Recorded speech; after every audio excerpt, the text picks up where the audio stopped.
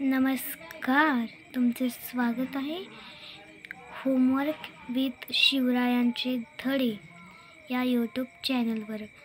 आज आपण इयत्ता 10वीचा प्रथम सत्र परीक्षा 2025-26चा विषय गणित भाग 1चा पेपर पाहणार आहोत। यास गुण 40 आणि पेजेस 4 आहेत। इथे तुम्हाला सूचना दिलेल्या आहेत 4। याचा तुम्ही या सूचनांचे पालन करूनच पेपर सोडवायचा आहे। प्रश्न 1, खालील प्रत्येक उपप्रश्नासाठी 4 पर्याय दिले आहेत, त्यापैकी अचूक पर्याय निवडून त्याचे वर्णाक्षर लिहायचे।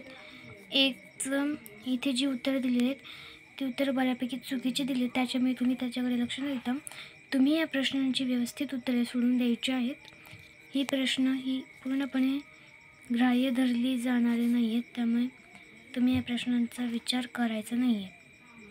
तर तुम्हाला इथे एकूण 4 प्रश्न दिलेत, त्या 4 प्रश्नांना प्रत्येकी 1 गुण असणार आहे, एवढे लक्षात ठेवा।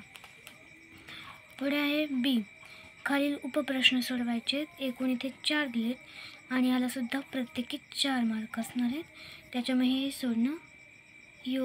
सोडणं खूप महत्त्वाचं आहे।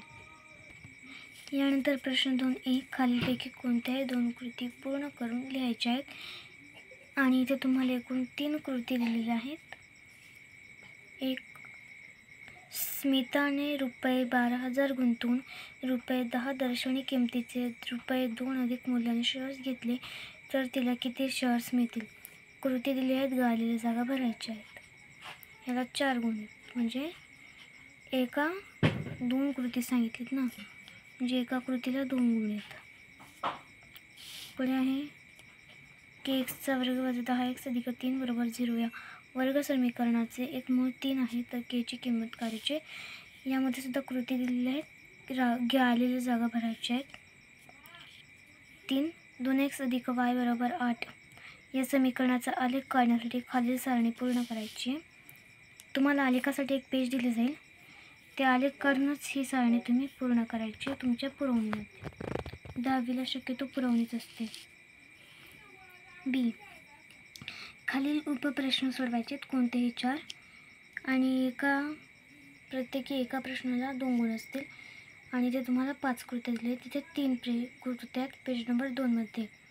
सामायिक समीकरण सोडवायचे, वर्ग समीकरण आहे की नाही ते ओळखायचे आणि अंकगणितीय श्रेणीचे 18वे पद काढायचे। 4 मध्ये x² + 2x -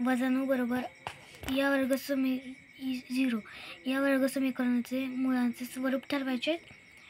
आणि 5वा प्रश्न आहे, चेतना स्टोअर्सने 1 जुलै 2025 ते 31 जुलै 2025 या कालावधीत केलेल्या खरेदीवरती